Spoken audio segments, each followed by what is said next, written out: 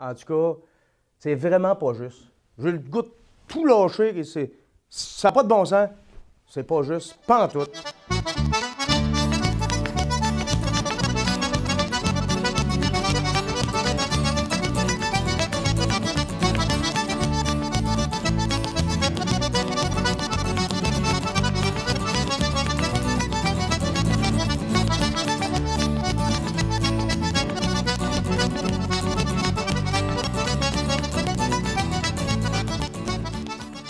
C'est certainement avec un sentiment d'injustice profond que mon prochain invité s'est retrouvé à un moment de sa vie où il en a vécu une histoire incroyablement injuste.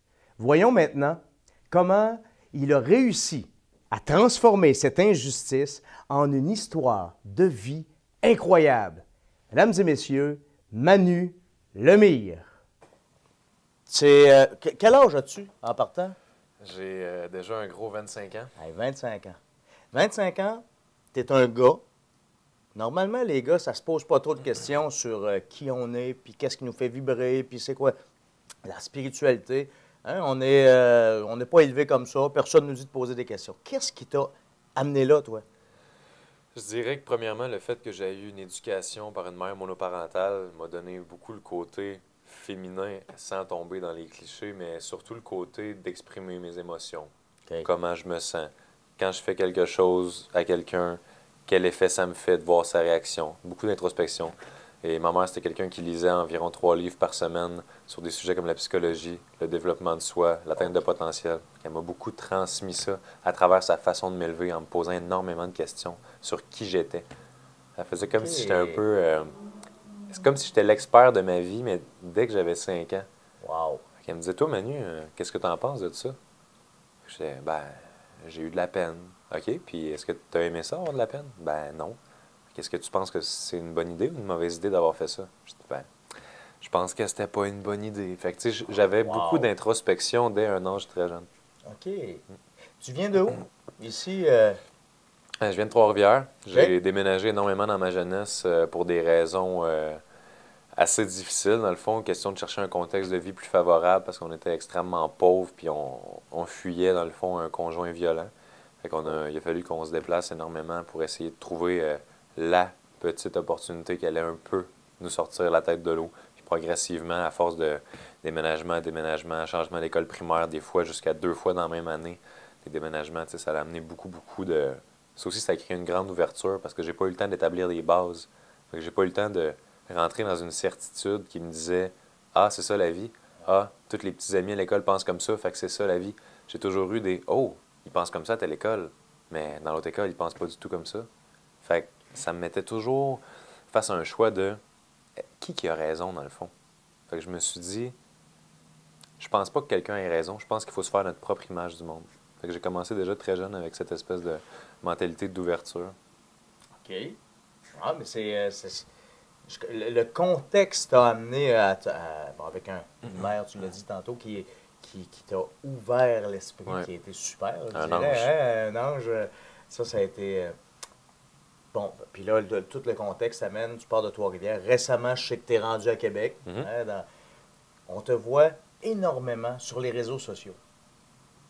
Et tu fais des petites capsules sur des choses qui t'allument, sur des enseignements que toi, tu as reçus. Puis tu dis, qu'est-ce qui te motive à faire, à être présent, justement, puis à vouloir donner ça aux gens autour de toi?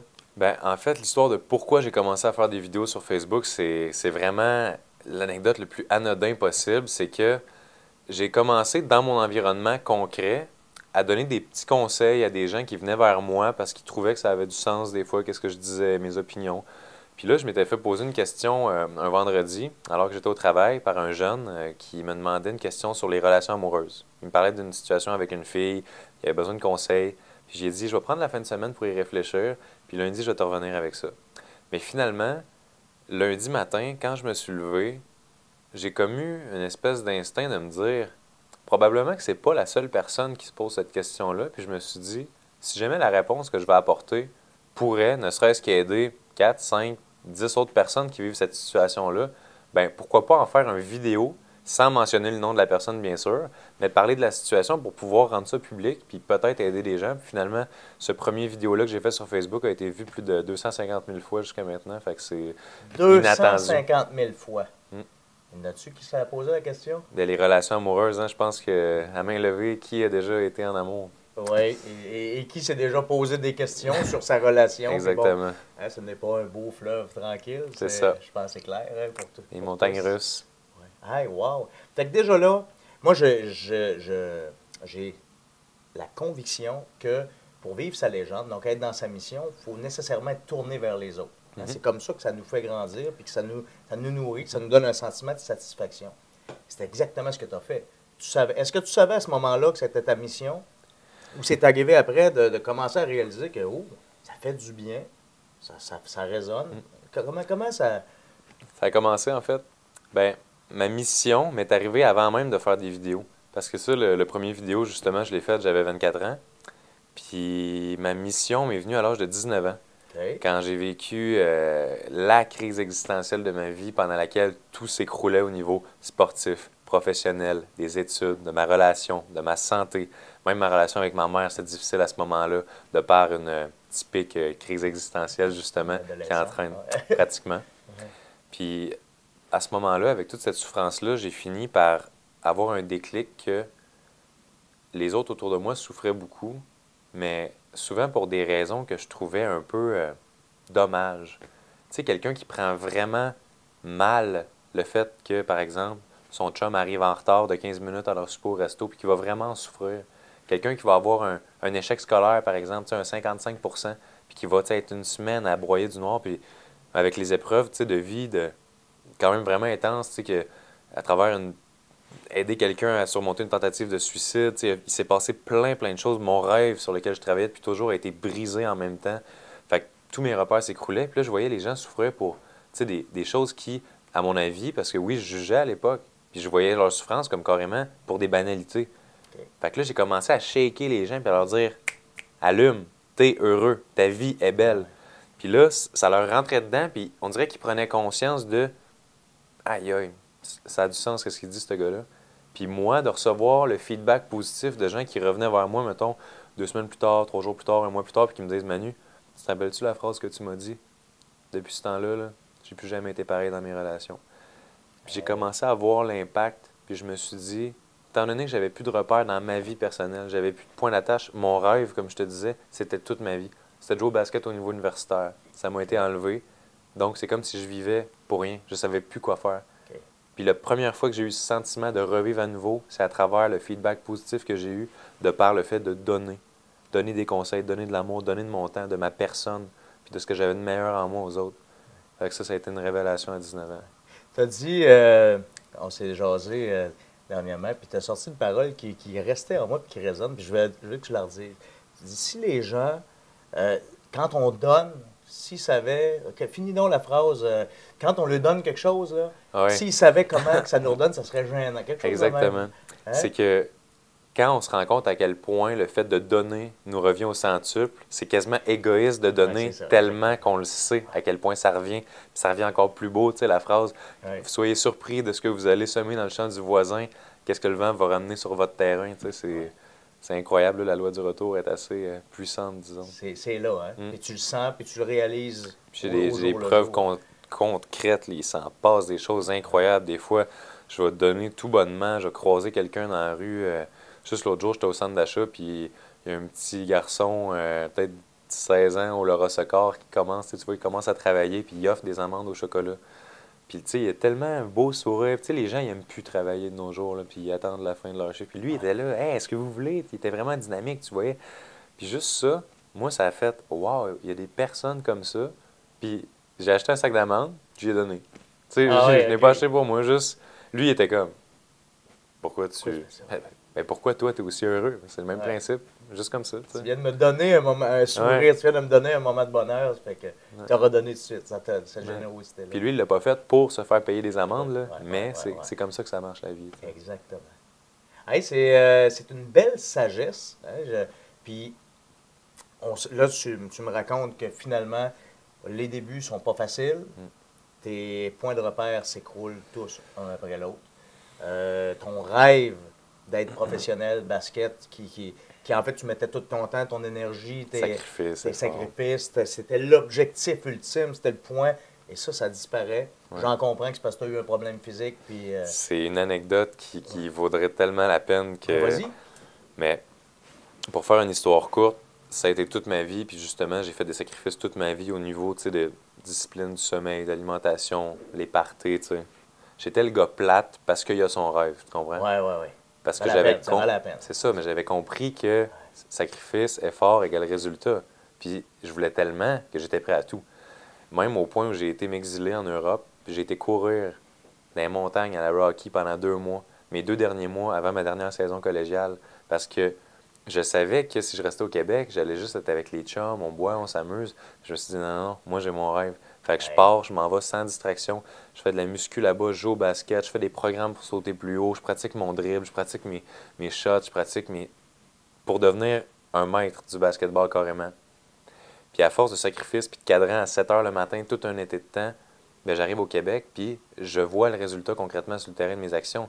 Je suis rendu vraiment un joueur de basketball digne de ce que j'ai toujours voulu être, prêt pour le calibre qui m'attend et qui est mon rêve. Là, la saison se déroule, puis j'ai des gens qui viennent approcher mon coach, puis qui disent « Hey, ton numéro 14, là, me semble, tu sais-tu qu'est-ce qu'il fait l'année prochaine, où est-ce qu'il va à l'université? » Donc, avant même d'avoir eu un contrat universitaire, je savais que j'allais réussir. Oui. Fait que j'avais un pied dans mon rêve avant de l'avoir vraiment réalisé. Donc, je commençais à me sentir très zen, très bien par rapport à ça. Puis la satisfaction incroyable d'avoir réussi. Mais là, je reçois un appel dans un tournoi de basket à Québec, justement, du coach de l'Université Laval. Mais ce qu'il faut comprendre, c'est qu'à ce moment-là, le coach de l'Université Laval, c'est big. Parce que Laval était non seulement la meilleure équipe de basket québécoise, mais canadienne. OK. Donc, jouer pour Laval, ça veut dire jouer pour la meilleure équipe au Canada. On rentre par la grande porte. Là. Puis ensuite, l'autre étape d'après est beaucoup plus accessible, on s'entend. Ouais. Fait que là, on parle pendant une vingtaine de minutes. Qu'est-ce que je veux faire l'année prochaine comme étude? C'est quoi ma cote R pour rentrer dans un, tu sais? Puis après, une belle conversation où il me parle qu'il a été voir un de mes matchs grâce à un de ses recruteurs qui a dit « Il faut que tu ailles voir Manu Lemire », tout ça. Il me dit « J'ai assisté à ta partie », puis effectivement, j'avais eu un très bon match cette fois-là. Puis il me dit « Regarde, Manu, je peux pas te promettre un 40 minutes sur 40 de temps de jeu par match. » Puis ce qui est très normal parce qu'une recrue, ça joue même pas la première année d'habitude. Okay. Mais il me dit, un bon 20-25 minutes par game, on a besoin d'un gars comme toi à Laval l'année prochaine. Est-ce qu'on peut compter sur toi pour être dans notre équipe? Hey. Là, moi, je suis là dans ma chambre d'hôtel avec les gars de basket, puis je suis comme... Ouais. Je capotais. Alors là, je dis oui. Fait qu'il me dit, tu auras juste à te présenter au camp de sélection vers la fin du mois d'août, on va te recontacter. Ça, à ce moment-là, c'est en janvier. Donc, il me dit, le camp de sélection, c'est une formalité, tu es pris dans l'équipe.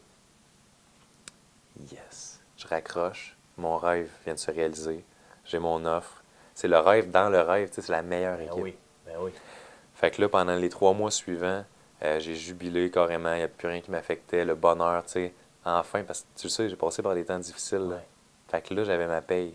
La vie me disait, quand tu te bats pour quelque chose, des fois, elle te le donne. Puis là, un jour, j'étais sur Facebook tout bonnement, puis il y a un gars qui vient me parler, puis c'est un gars qui a une connaissance. Il me dit, Manu, je tiens juste à te dire que ce que je vais te dire là, je suis juste le messager, je suis aucunement impliqué là-dedans. C'est assez dur pour moi de le faire, mais là, j'ai dit, OK, vas-y.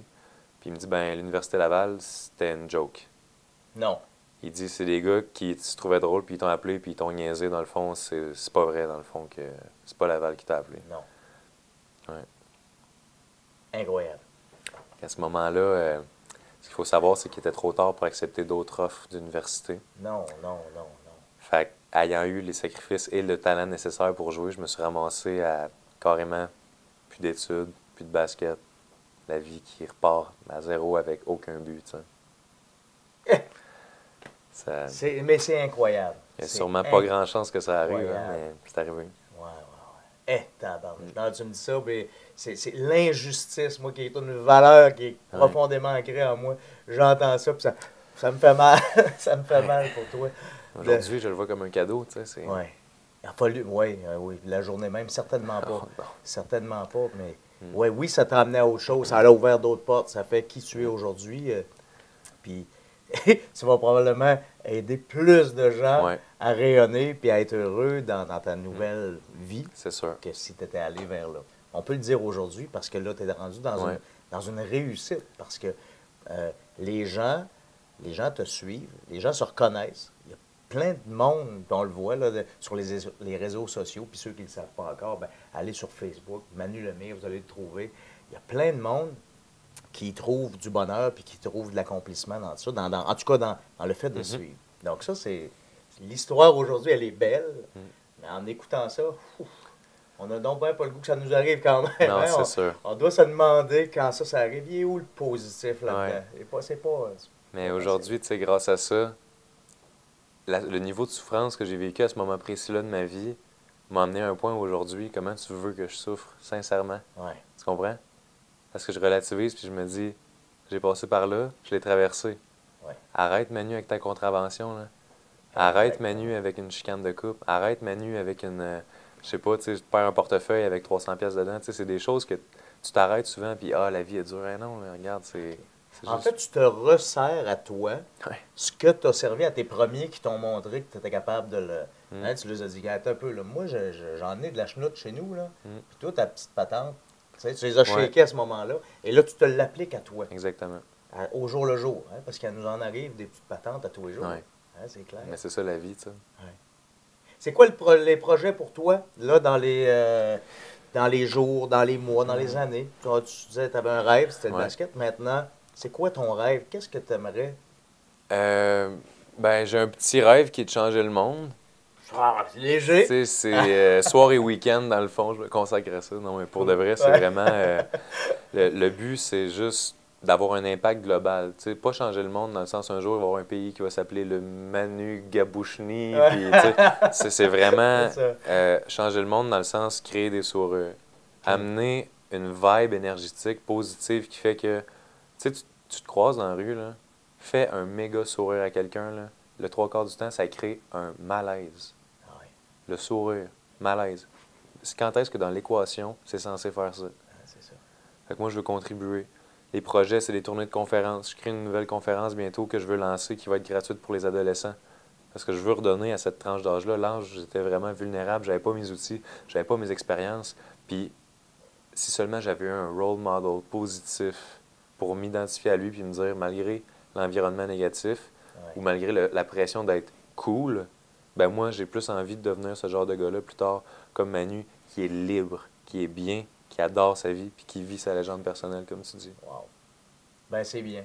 C'est magnifique comme rêve. Puis, j'ai pas d'inquiétude à savoir que ça va se réaliser puis que tu vas continuer à rayonner puis de faire du bien autour de toi. C'est sûr. Ça se sent, c'est le fun, tu es une bonne personne puis c'est bien plaisant de voir où est-ce que tu te diriges. Je vais te poser une dernière question, Manu. Dans un jour, ce sera la dernière journée. Pour toutes nous autres, c'est notre seule vraie certitude. Quelle légende t'aurais le goût que les gens racontent sur Manu Lemire? Manu, c'était un gars. C'est quoi la trace que tu veux laisser? C'est quoi ton rêve vraiment à la fin? J'aimerais ça que les gens se rappellent de moi et disent, vous vous rappelez de Manu Lemire? Ça, c'était le gars qui a réussi à traverser tellement de tempêtes en gardant toujours en lui une étincelle qui lui faisait dire « Oui, je vais réussir. Oui, je mérite d'être heureux. » Puis, de par la liberté que j'ai acquis à travers ce processus-là, que ça permette de servir d'exemple à tous ceux qui sentent qu'ils ont des contraintes, qui sentent qu'ils ont besoin de plus de pouvoir sur leur vie, l'impression de pouvoir choisir leur vie au lieu de la subir. Fait que je veux créer une espèce de vague de liberté d'esprit, puis surtout liberté d'être qui les gens sont vraiment à travers ça. Bien, en tout cas, tu es dans la bonne direction pour que ça soit ça. Merci, Martin.